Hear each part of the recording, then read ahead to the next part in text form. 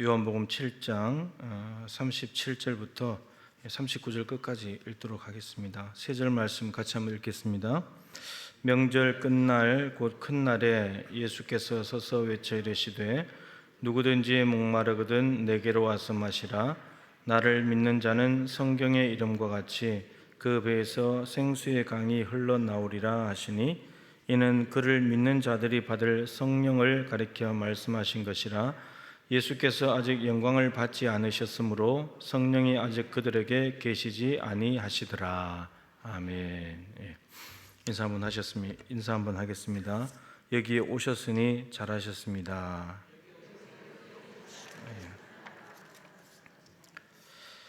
자, 성령이 일하시는 방식, 이제 두 번째 시간입니다. 오늘은 꼭 이 부분을 좀 마무리해야 되겠는데, 지난 시간에 성령의 일하시는 방식을 두 가지 말씀드렸죠. 하나는 통상 충만, 이제 늘 있는 충만. 그다음에 오늘 볼 것은 비상 충만, 특별한 겁니다. 특별하게 임하시는 성령님입니다. 성령 세례가 내가 예수를 주로 믿기 시작할 때, 믿을 때 성령께서 내 안에 내주하시기 시작하는 사건이 성령 세례라고 말씀드렸습니다.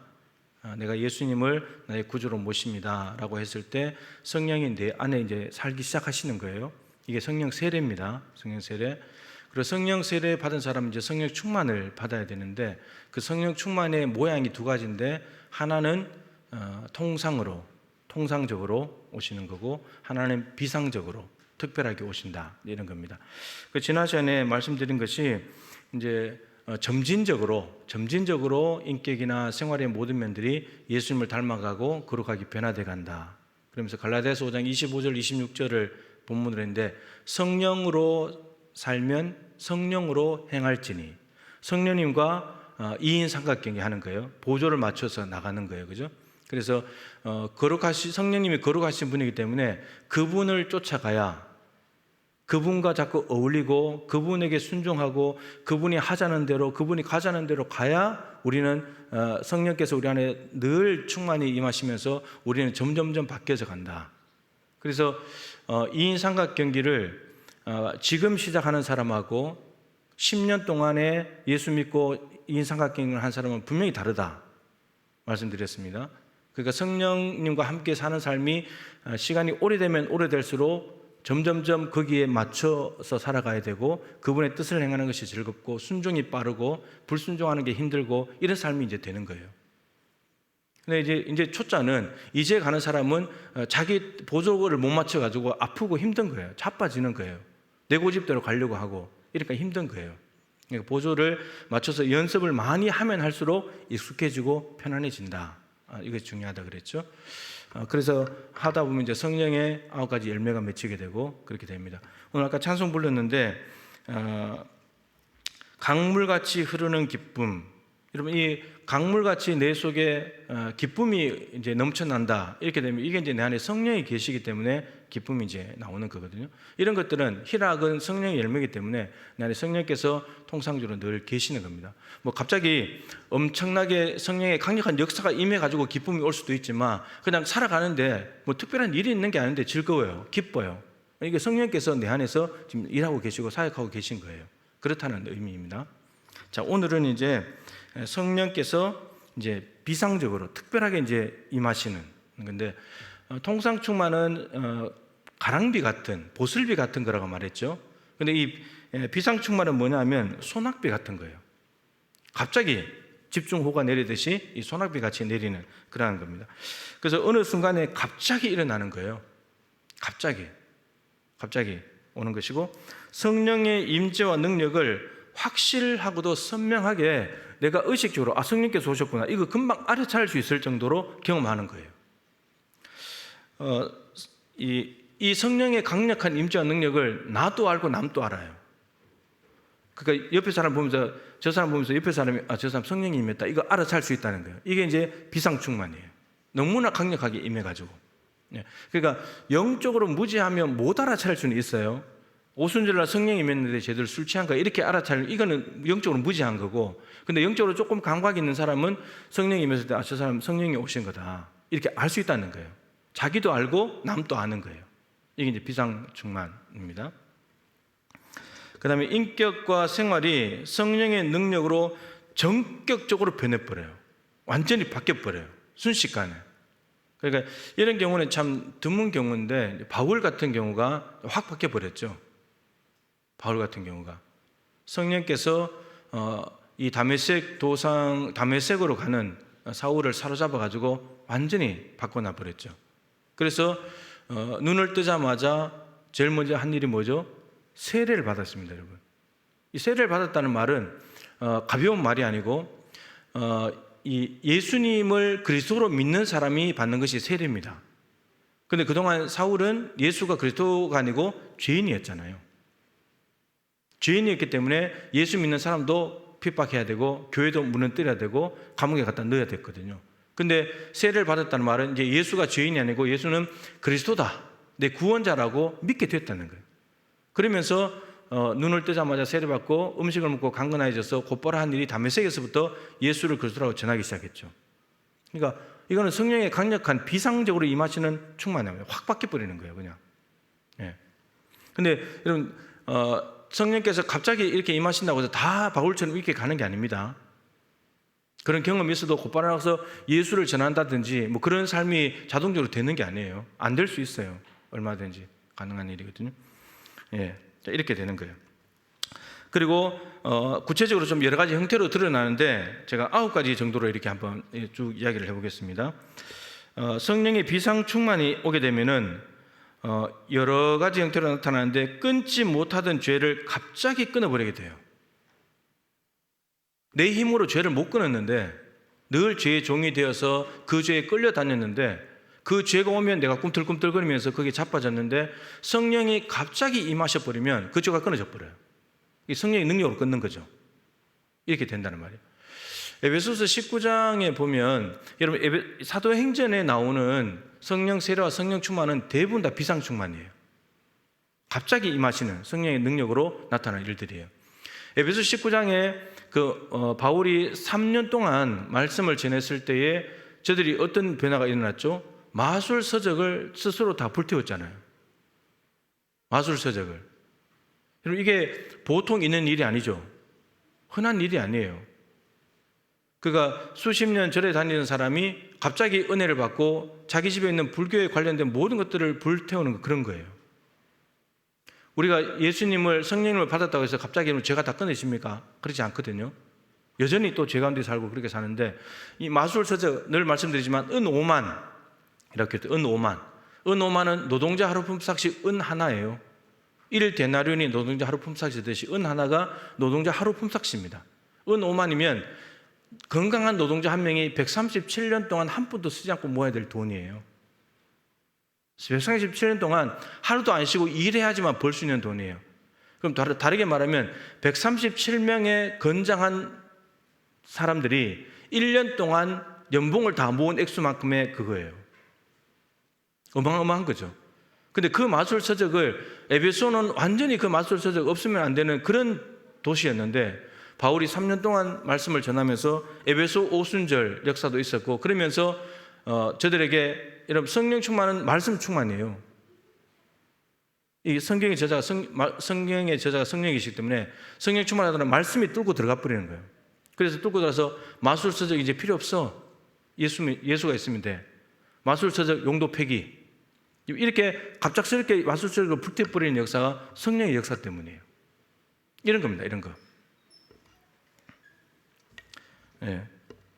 담배 못 끊는 사람이 갑자기 성령께서 임하시면 담배가 안에서 안 받아주죠. 술도 안 받아주고. 이거는 인간의 노력으로 끊는 게 아니에요. 그죠? 인간의 노력으로 끊는 게 아니라 성령께서 은혜를 베푸신 거예요. 네. 그래서 속에 있는 것들이 다 이제 토에 나오게 만드는 거죠.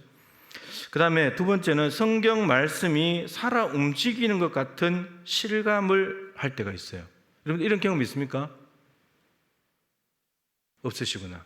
찬송할 때는요. 찬송할 때 있어요. 찬송과 가사가 막 살아서 움직여요. 이 성경 말씀을 이렇게 붕 떠서 이게 이상하게 생각하시면 안 되는데 이게 말씀이 붕 떠서 이게 살아서 내 심령으로 들어오는 거예요.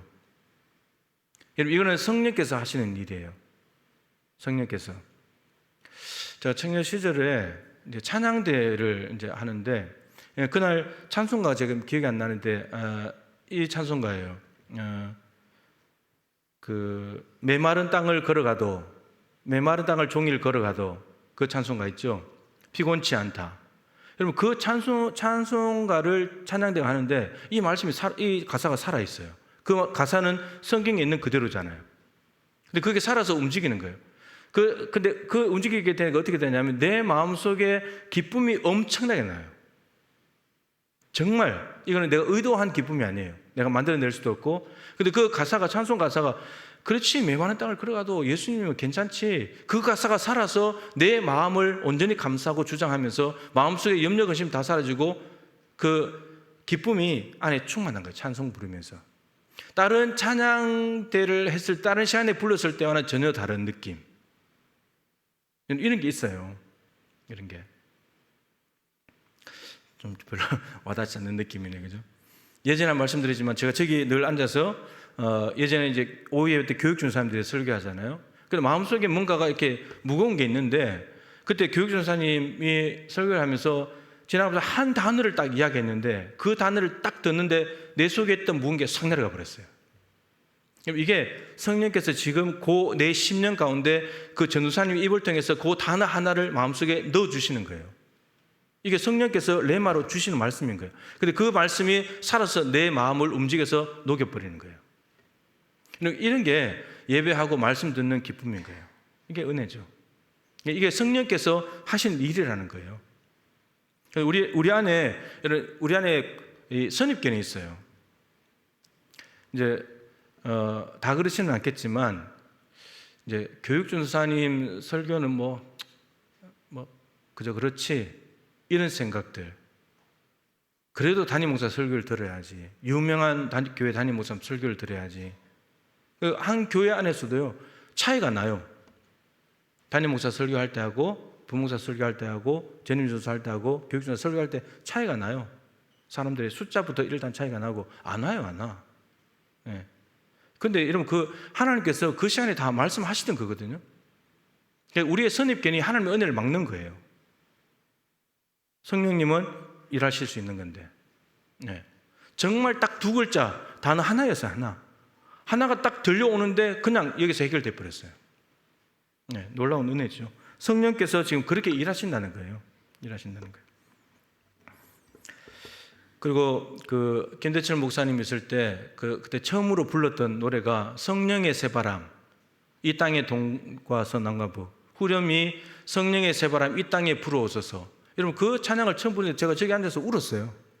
정말 성령의 새바람이 우리 안에 오기를 간절히 소망하면서 마음에서 막 벅찬 감격이 일어나면서 그냥 눈물을 흘리면서 제가 나왔어요. 이런 것들이 찬양의 가사가 살아서 우리의 심령을 찌르고 우리의 심령에 은혜를 주는 거예요. 이거 다 성령께서 하시는 일이에요. 그래서 은혜를 받는 통로가 많아졌으면 좋겠다 그랬잖아요. 근데 우리는 자꾸 이제 설교에만 집중되어 있는 게 많아요.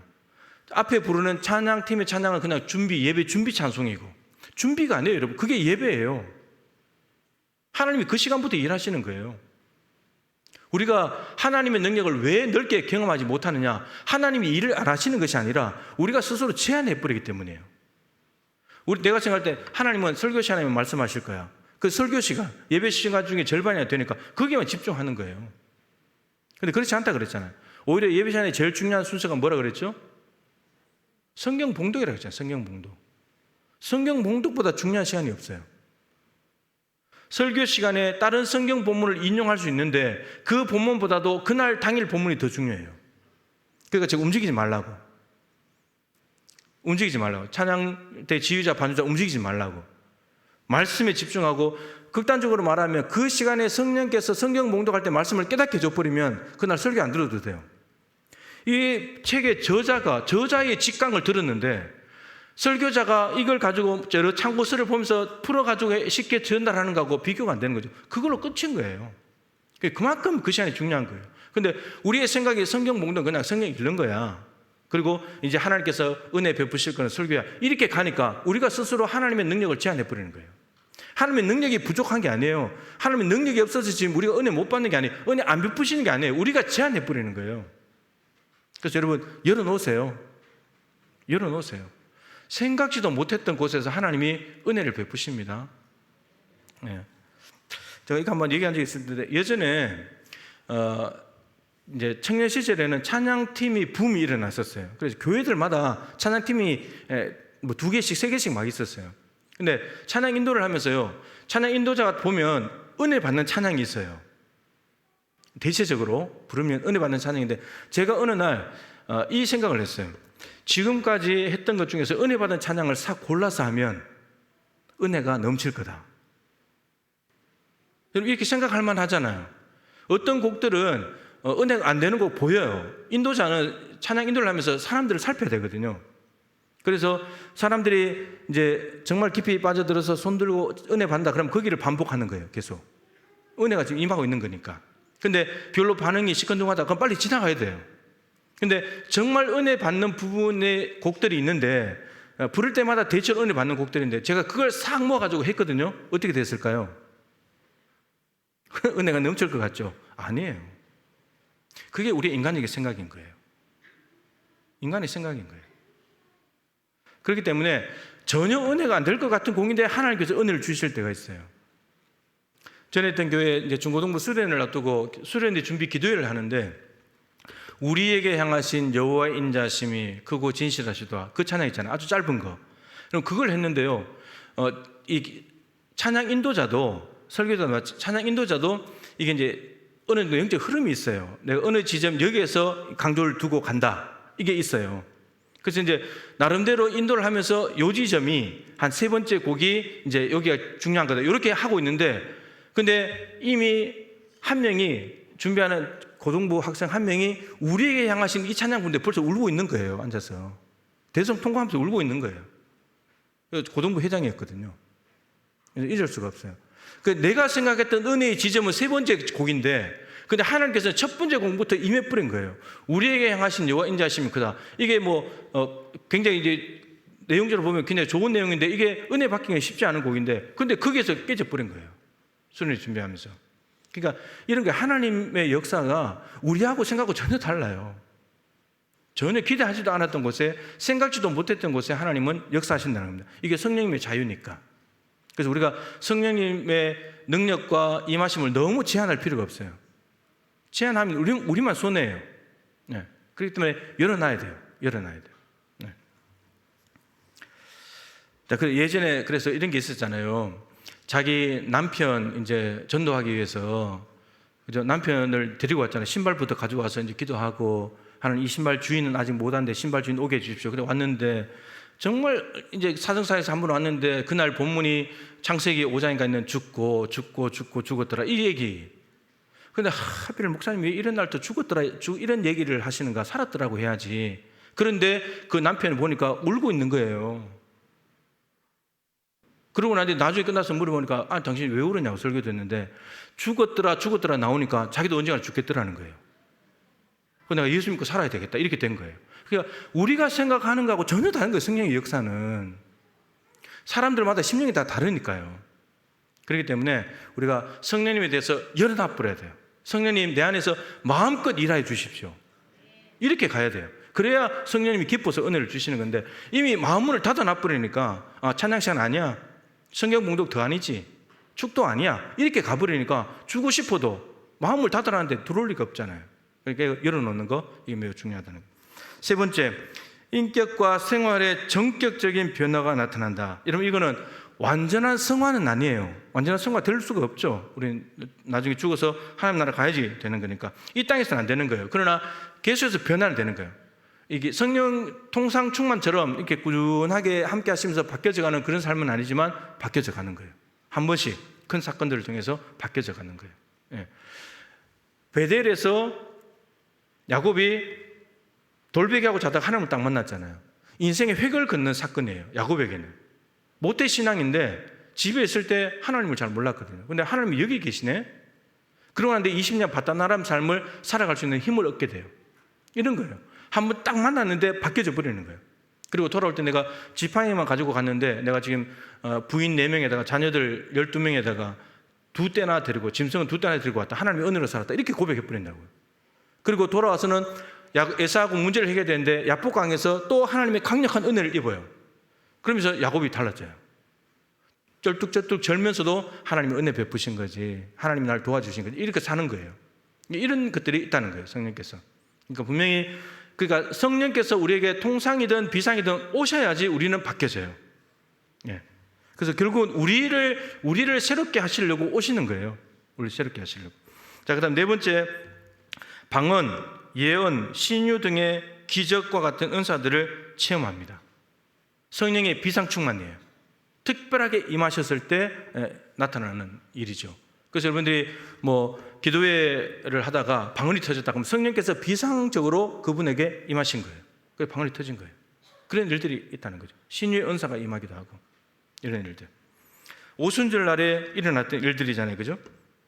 그리고 중풍병자 에니야, 사도행전 9장에 베드로가 에니야 중풍병자를 일으킬 때도 성령께서 비상적으로 임하셔가지고 중풍병자 일으켜버리는 거예요. 이런 일들이 일어난다는 겁니다. 베드로에게 신유의 은사가 임하게 된 거죠. 자, 그 다음 다섯 번째, 복음 전파, 그리고 영혼 구원의 담력과 효력을 가지게 돼요. 복음을 전파하는데 담대하게 전해버려요. 이게 용기가 내 안에서 나오는 것이 아니고 성령께서 비상적으로 임해서, 그때 정말 엄청난 핍박이 있고 고난이 있고 두려움이 엄습하는 상황인데 성령께서 임하셔가지고 하게 만들어버려요. 사도행전 4장 31절 말씀 앞에 화면을 보면서 보겠습니다. 사도행전 4장 31절입니다. 네, 같이 읽죠. 빌기를 다음에 모인 곳이 진동하더니 무리가 다 성령이 충만하여 담대히 하나님의 말씀을 전하니라. 그럼 저게 이제 베드로와 요한이 이제 복음을 전하다가 사람 관리들한테 잡혀갔어요. 그리고 이제 두들겨 맞고, 이제 너희들 예수님 전하지 마, 압력을 받고, 그리고 이제 협박을 받고 나왔죠. 나오고 난 뒤에 다른 사람들이, 사도들이 모이는 곳에 와가지고 저들이 뭘 했냐면 기도를 한 거예요. 하나님, 이제도 저희의 위협함을 하감하옵시고 우리를 하여금 담대히 입을 열어 복음을 전하게 해주십시오. 기도하고 난 뒤에 빌기를 다음에 기도를 마치니까 모인 곳이 진동하더니, 사도행전 2장의 초대교회에 오순절날 임했던 성령에서 동일하게 그 징조가 오잖아요. 진동하더니 무리가 다 성령이 충만해요. 이거는 비상 충만이에요.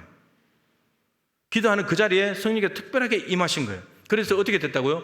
담대히 하나님의 말씀을 전하나. 기도한 대로 담대히 복음을 전하게 해달라고 기도했는데 성령의 비상 충만을 통해서 복음 전파를 하는 거예요. 이제 어떠한 고난과 협박에도 두렵지 않은 거예요. 담대히 말씀을 전하는 거예요. 이거는 성령의 능력으로 하는 거죠. 이런 일들이 일어나게 된다는 거예요. 그 다음에 여섯 번째, 사탄과 악령들을 제압하고 추방하는 능력이 임하게 됩니다. 사도행전 16장에 빌립보에 갔을 때 점치는 귀신 들린 여종이 바울을 쫓아다니면서 괴롭게 하니까 바울이 그 귀신을 명하시 쫓아내버리잖아요. 성령의 비상 충만이에요. 비상 충만을 통해서 그 여종을 귀신이 통치하고 있는데 그 귀신의 통치자를 몰아내고 성령이 그 안에 들어가서 통치하시는 거예요. 이게 그 심령에 일어난 하나님 나라예요. 내가 하나님의 성령을 힘입어 귀신을 쫓아내는 것이라면 하나님 나라가 이미 너에게 임하였느니라. 네, 비상충만이에요. 비상충만, 특별한 은혜와 능력으로 귀신을 쫓아내버리는 거예요. 바울 말 한마디로 나가버리는 거예요. 자, 그 다음에 일곱 번째, 성령은 생명의 영이죠. 생명의 영입니다. 재창조의 영이고, 교회는 성령의 피조물이죠. 성령이 임하시면서 교회가 생겼기 때문에 교회는 생명을 주시는 영입니다. 생명을 살리는 능력과 효력이 나타나요. 그래서 여러분 사도행전 9장에 베드로가 다비다 혹은 도르가라고 하는 여인이 죽었을 때 그 여인을 살려요. 성령의 비상충만입니다. 성령이 생명의 영이기 때문에, 살리는 영이기 때문에 베드로를 통해서 임하셔서 죽은 다비다 도르가를 살려버려요. 그리고 사도행전 20장이죠. 유두고라는 청년, 바울이 밀레도에서 고별 설교를 하면서 오랫동안 설교를 하다니까 다락이 위에서 말씀을 듣고 있다 청년이 졸다가 떨어졌는데 죽었잖아요. 바울이 내려가서 생명이 저에게 있다 그러시면서 기도했는데 성령께서 비상적으로 임하셔가지고 그 유두고 청년을 살려버렸어요. 성령은 생명의 영이고 살리는 영이기 때문에. 그래서 우리가 정말 성령 이런 충만을 삼으면서 살아가게 되면 많은 사람을 살릴 수 있어요. 그거 얼마나 신나는 일입니까? 사람 살리는 것이요. 그죠? 자, 그 다음에 8번째, 기적적인 기도의 응답이 온다는 거. 그러니까 도무지 이렇게 될 수가 없는 건데 그러면서 이제 기적적인 응답이 오는 거예요. 이거는 뭐 성령께서 하시는 일이라고밖에는 설명이 안 되는 그런 일들이 있죠. 사도행전에도 그런 일들이 많죠. 마지막으로 교회의 획기적인 변화와 폭발적인 성장이 일어나게 됩니다. 대표적으로 예루살렘 교회 오순절날 성령께서 임하시면서 베드로가 설교했는데 3,000명이 예수 믿었어요. 5,000명이 사장에 가서 5,000명이 믿고 남녀의 큰 무리가 예수를 믿었어요. 이거는 성령의 비상충만, 비상충만을 통해서 엄청나게 많은 사람이 죽게 돌아오는, 이는 베드로가 설교를 잘했기 때문이 아니고 누적된 결과예요. 세례 요한이 회개의 세례를 선포했고, 그래서 주님 오시기를 닦아놨는데 예수님이 오셔서 3년 동안 복음을 전했고, 그리고 난 뒤에 40일 동안 하나님 나라에 대해 집중적으로 말씀을 들은 제자들이 기도하는 가운데 성령께서 그들을 사용하셔가지고, 그리고 결정탄 거죠. 그것들이 계속 누적이 돼가지고 이 사람들의 심령을 계속해서, 그러니까 인간은 한 번 말씀 듣는다고 바뀌지 않아요. 반복해서 들어야 돼요. 그렇게 들으니까 성령께서 임하셔서 베드로가 설교 한번 딱 했는데, 근데 3,000명이 예수를 믿어버렸어요. 엄청난 사건인 거죠.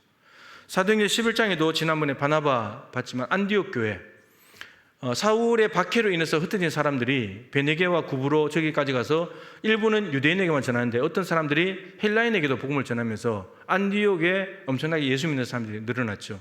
그래서 예루살렘 모 교회가 이게 무슨 일인지 살피자, 그래서 바나바를 보냈는데, 바나바가 가서 믿음과 성령이 충만한 사람이었기 때문에 많은 사람들이 성장을 하게 됐고, 그러면서 혼자 감당이 안 되니까 길리기아 다소에 집에 가 있는, 고향에 가 있는 바울을 데리고 와서 1년간 가르쳤을 때 엄청나게 많은 교회 성장이 일어났죠. 그러니까 성령의 비상충만이에요. 비상충만. 그러면서 교회가 폭발적으로 성장을 하게 되는 거죠. 그래서 여러분, 사람을 주목할 것이 아니고 성령께서 그렇게 일하신다는 것을 주목해야 합니다. 그러니까 자꾸 사람에게 시선을 돌리면 사람이 하나님 돼버려요. 성령이 하시는 일이에요. 성령이. 그리고 여기에 관련된 당사자들도 절대로 자기를 높이면 안 돼요. 그러면은 이게 이제 하나님이 주신 은혜를 가로채는 거죠. 영광을 가로채는 거예요. 그리고 이제 또 한 가지 이제 생각할 것은, 성령 세례 때는 성령이 내 안에 내주하시는 사건이라 그랬죠. 일회적인, 단회적인 사건이지만 영원히 유효한 사건이죠. 떠나지 않으시기 때문에 계속 계시는 거예요. 근데 성령이 소멸될 수 있다 그랬죠. 일하지 않는 거예요. 내 안에서 우리 안에 죄를 품고 말씀을 무시하고, 그렇게 되면 성령이 내 안에서 일하지 않아요. 성령이 소멸된 거예요. 성령이 죽었다는 말이 아니고 일을 하지 않으신다는 거예요. 성령은 죽으시는 분이 아니죠. 하나님이신데 죽으실 리가 없죠. 일을 안 하시는 거예요. 근데 구약은 조금 다르죠. 구약은 임했다가 떠나시고, 임했다가 떠나시고, 이런 게 있어요. 사사기에 보면 삼손이 있잖아요. 삼손이 그 사사기에 나오는 모든 사사들 중에서 하나님의 영이 삼손에게 갑자기 임하여 삼손을 움직이시더라. 여러분, 이 말이 가장 많이 나오는 사람이 삼손이에요. 4번 나옵니다. 4번. 그런데 들릴라에 의해서 머리가 다 잘렸을 때 또 힘을 쓰려고 그랬죠. 근데 삼손이 몰랐죠. 하나님이 자기에게서 떠나셨다는 것을. 이게 무서운 착각이에요. 예수님께서 12살 됐을 때 부모님들이 예루살렘 성전에 결례를 행하러 갔다가 내려왔죠. 집으로 가는 길에. 근데 부모들이 어떻게 생각했어요? 예수님이 당연히 동행 중에 있는 줄로 생각했죠. 그런데 보니까 없었어요. 3일 길 거꾸로 올라가서 예루살렘에 갔을 때 성전에서 랍비들하고 대화하는 예수님을 발견했죠. 여러분, 부모님처럼 예수님이 늘 나와 함께 있는 줄로 착각할 수 있어요. 성령이 여전히 내 안에 계신 줄로 삼손처럼 착각할 수 있어요. 이미 떠나셨는데. 여러분, 이게 무서운 거예요. 그래서 여전히 삼손이 힘을 떨치려고 그랬죠. 이미 성령님이 없는데. 그 힘은 머리카락에서 여러분 나오는 것이 아니고 하나님의 말씀에 순종하고 구별된 삶을 통해서 나오는 건데, 자기는 힘을 여전히 떨칠 수 있을 줄 알았죠. 근데 성경은 이렇게 기록해요. 삼손이 힘이 빠졌다. 그렇게 기록하지 않고 하나님이 떠나셨다. 근데 그 사실을 삼손만 몰랐다. 이게 무서운 겁니다, 여러분. 예수님이 여러분과 늘 함께 하고 계십니까? 성령님이 여러분 안에 계십니까? 함께 하고 있습니까? 착각 아닙니까? 이게 무서운 거예요. 삼손은 이미 말씀을 떠났잖아요. 구별된 나실인의 삶을 저버렸잖아요. 그러면서도 죄 지었으면서도 여전히 성령이 자기 안에 있는 줄 아는 거예요. 근데 이미 떠나버렸는데, 앞에는 하나님의 영이라고 되어 있는데 16장 20절에는 하나님이 떠나셨다 이렇게 되어 있어요. 그러니까 하나님의 영이 임했다는 말은 결국 하나님이 삼손 안에 사신 건데 하나님이 이가봇 떠나버린 거예요. 그러니까 삼손은 무기력한 존재, 아무것도 아닌 존재가 되는 거예요. 우리도 아무것도 아닌 존재인데 내가 예수를 믿고 있다고, 내 안에 예수님 계실 거라고 생각하면서 착각 속에 살 수 있다는 거예요. 내가 교회 다니고 있으니까, 예배하고 있으니까, 찬송 부르고 있으니까, 기도도 하니까, 성경도 읽으니까, 설교도 들으니까 성령이 내 안에 계실 거라고. 근데 그것을 돌아볼 것이 아니고 우리 안에 죄가 있는가? 죄가 있으면 성령님은 내 안에 사실 수가 없기 때문에, 그러니까 우리가 착각할 수 있다는 거예요. 이게 무서운 겁니다. 제자들도 말씀드렸죠. 예수님, 우리는 왜 귀신을 못 쫓아냈습니까? 귀신을 쫓아내지 못했어요. 무능력한 거죠. 능력이 없었던 거죠. 근데 그 질문을 하는 이유가 뭐라 그랬죠? 왜 못 쫓아낸지를 모르고 있는 거예요, 지금. 왜 못 쫓아내는지도 모르고 여러분, 귀신을 못 쫓아내는 무능력보다 더 무서운 것이 왜 못 쫓아내는지를 모르는 영적 무지예요. 이게 더 무서운 거예요. 이게 더 심각한 병이에요. 자기들은 이미 마가복음 6장에서 제자들은 쫓아냈었기 때문에, 2명이 가도 쫓아냈었기 때문에 여전히 자기들이 귀신 쫓아낼 수 있을 줄로 생각을 한 거죠. 근데 9명이나 몰려 있었는데 아이에게 들어간 귀신을 못 쫓아낸 거예요. 당연히 될 줄 알았죠. 근데 실패한 거예요. 근데 왜 못 쫓아낸지를 모르는 거예요. 영적 무지. 이 세 말씀이 어느 날 제가 새벽에 기도하는데 이 세 말씀이 딱 연결됐어요. 우리가 이 모르는 것 참 심각하다. 무능력한 것은 뭐 못 쫓아낼 수도 있지만, 근데 왜 이런 일들이 벌어지고 내가 이렇게 무능력하게 됐고 하나님과의 관계가 멀어지고 이런 걸 모른다는 거예요. 왜 그런지. 근데 우리는 말씀드린 대로 늘 교회에 있기 때문에, 늘 수요 예배까지 나오니까 우리는 하나님이 늘 나와 함께하고 계시다고 착각하는 거예요. 그렇게 생각하는 거예요.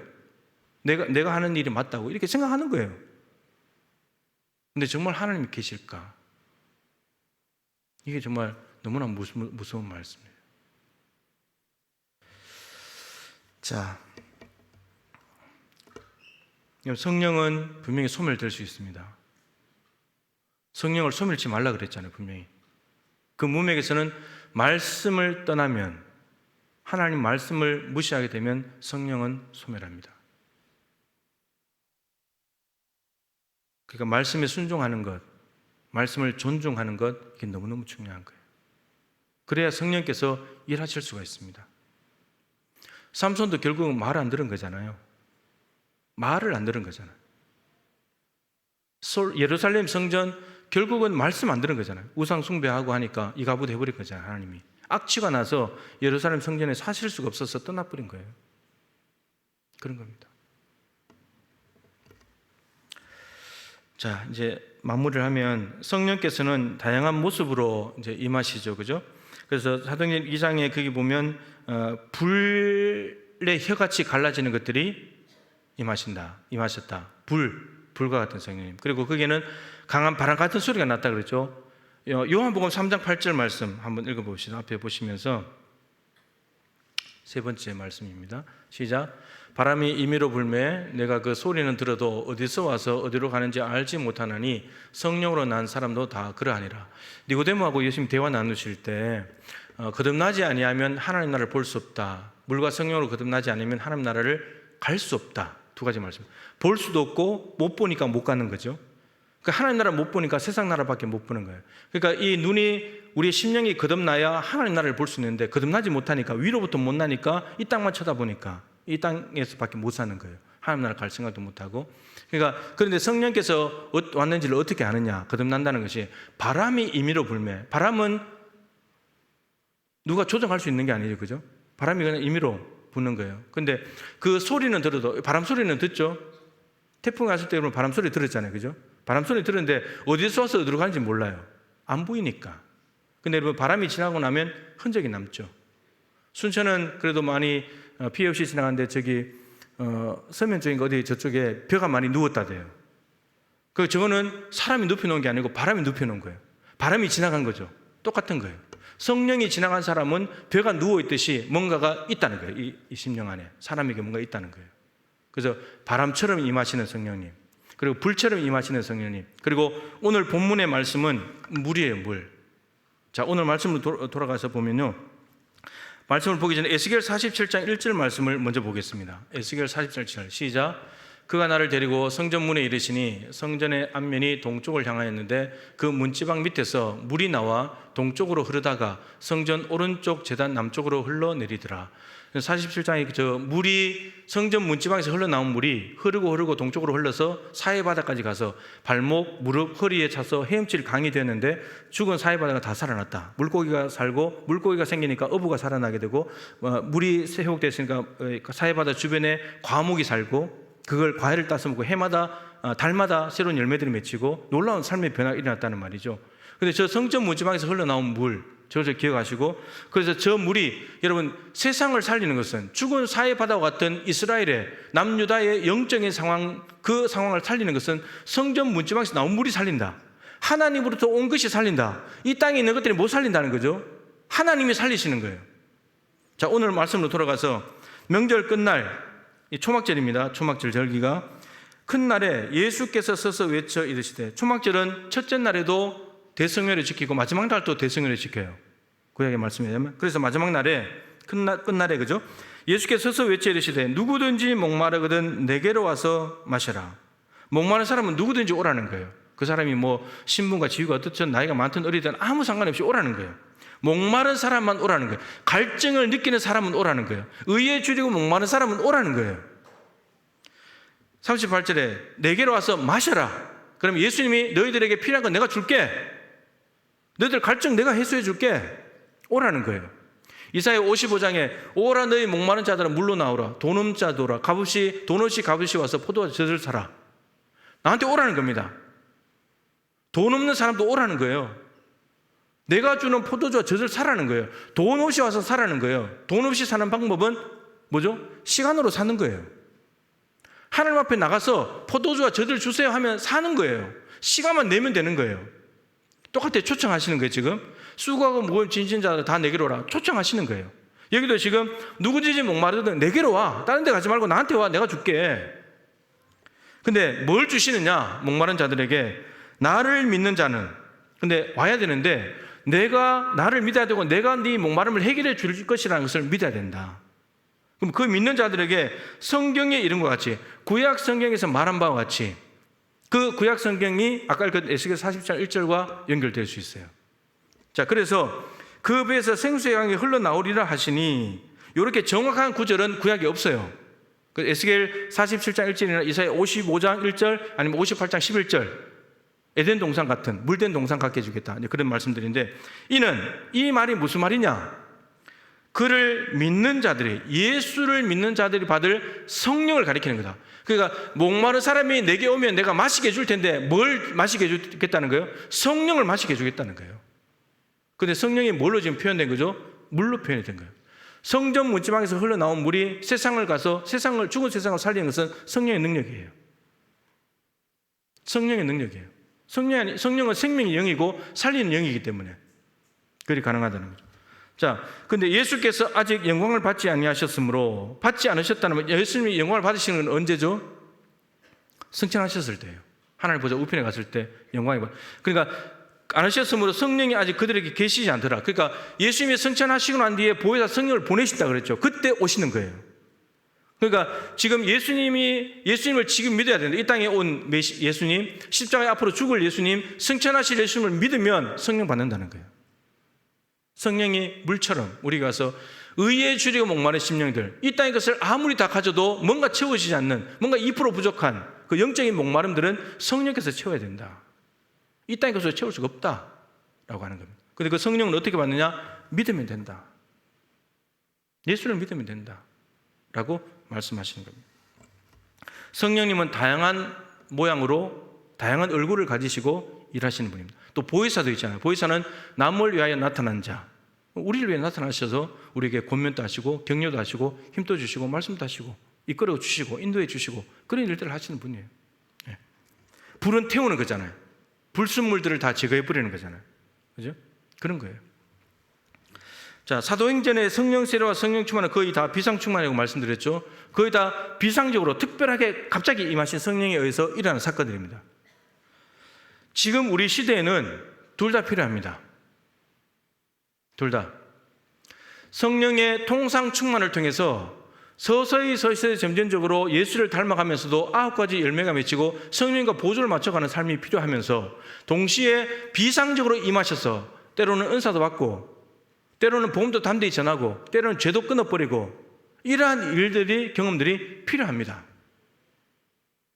제가 볼 때는 통상 충만이 훨씬 더 귀하긴 귀해요. 그런데 비상 충만도 반드시 있어야 됩니다. 이런 비상 충만을 많이 경험했습니까? 통상 충만을 많이 경험했습니까?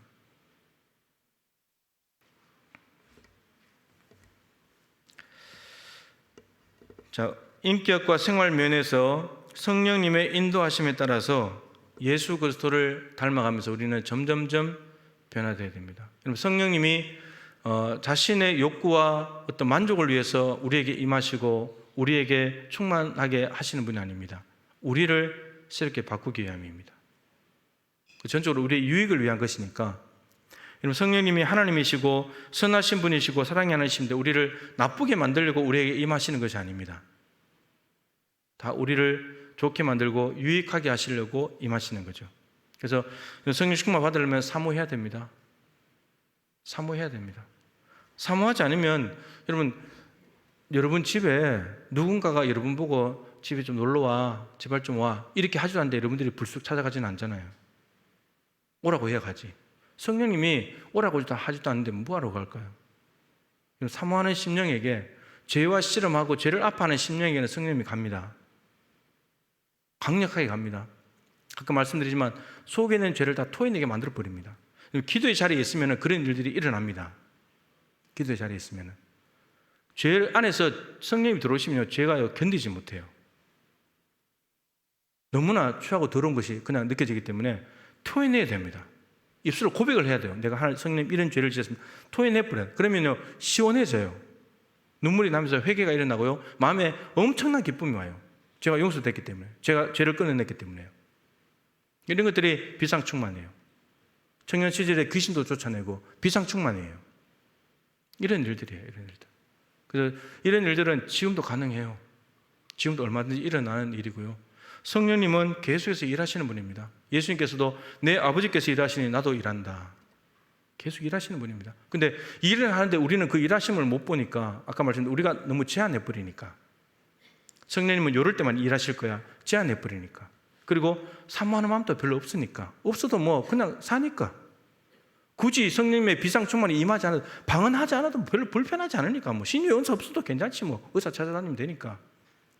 별로 불편함이 없는 거예요. 뭐 돈도 있겠다, 뭐 먹을 거 마음대로 먹겠다. 별로 부족한 게 없는 거예요. 근데 여러분, 그런 삶을 사는 거하고 성령이 임해서 살아가는 삶은 전혀 다른 삶이에요. 전혀 다른 삶이에요. 여러분, 사도행전에 사도들이 살아가는 삶이 그냥 뭐 평상적인 삶으로 보입니까? 우리가 똑같은 삶이에요? 아니잖아요. 전혀 다른 삶이잖아요. 그죠? 전혀 다른 삶이에요. 예.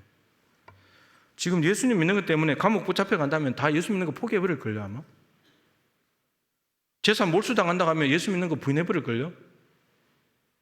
전혀 다른 삶이에요. 근데 왜 이런 삶이 되는가? 성령 때문이에요. 성령이 오신 것 때문에. 그 차이밖에 없어요. 그 차이밖에.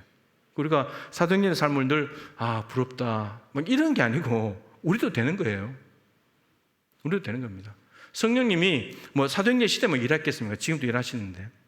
우리가 죄를 멀리하고 성령 충만을 사모하고 그렇게 갔을 때 제한하지 말고 성령님이 임하여 달라고. 의의 주로 여러분 목이 말라야 돼요. 목이 말라야 물을 찾는데 목이 안 마르니까. 여러분 너무 잘 살게 해달라고 기도하지 마세요. 너무 잘 사니까 천국 갈 생각도 안 하고 예수도 필요 없는 거예요. 적당히, 순천도 제일 살기 좋은 도시라 그러는데 좀 적당히 좀 나빠졌으면 좋겠어요. 주저앉으려 그러니까 자꾸 순천에. 천국에 가야 되는데. 네? 그 성령님이 오시는 것이 훨씬 더 좋은 삶인데. 그죠? 그래서 우리가 오늘 말씀들이 굉장히 많았는데 굉장히 중요한 말씀들이에요. 그리고 성령께서 나에게 소멸되고 떠났는데 혹시 내가 착각하고 있는 것은 아닌가? 이 메시지는 매우 중요해요. 그래서 우리 스스로 돌아보면서 늘 성령 충만한 가운데 비상 충만이든 통상 충만이든 경험하면서 성령의 사람으로 살아가는 저와 여러분 우리 교회가 될 수 있기를 축복합니다. 하나님